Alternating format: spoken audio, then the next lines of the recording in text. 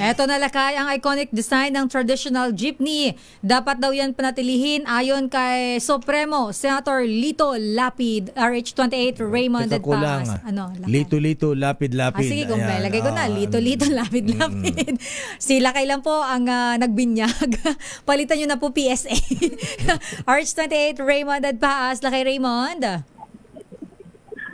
Elaine at Mayor, para sa mas mabuting manatili daw yung iconic na design ng mga traditional na jeepney. Ito ang mungkahi ni re-election Senator Lito Lapid na kabilang sa grupo ng alyansa ng administrasyon.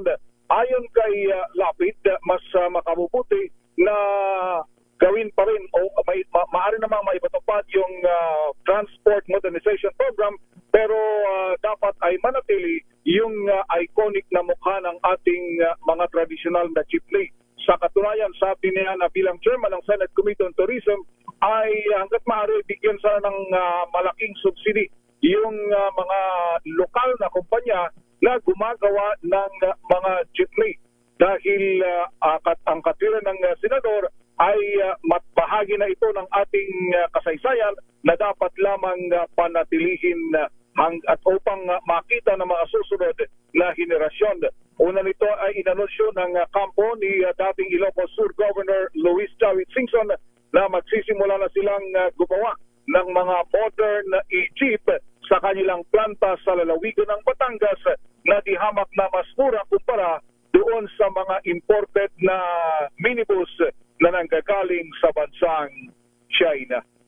Ito si RH28. Raymond, para sa Mayor. Sandali lamang maraming nagtatanong dito. Baka ikaw na nga sumagot, baka alam mo ito, ha? Sino daw ba yung senador na nagsubi ng 10 bilyon mula doon sa budget?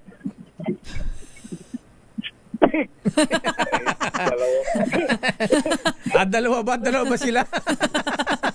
Ang laki nun, laki ha? Oo. Bilyon ha? 10 bilyon, di lang 1 bilyon. Grabe para pala itong mga langgam, lakay. Oo. Nagsusubi. Akala natin mga congressmen ang bad boys. Mas bad boy pala yung ilan dyan sa Senado, Raymond. Ang problema dito, Mayor, sa mga ganyang pagkakataon, wala namang umaamin. Siyempre, walang aamin. Sila pa. Ayan, oo. Hanggat din nahuhuli. Kaya lang, sila naman nagkakaalaman ha? Kaya naglalaglagan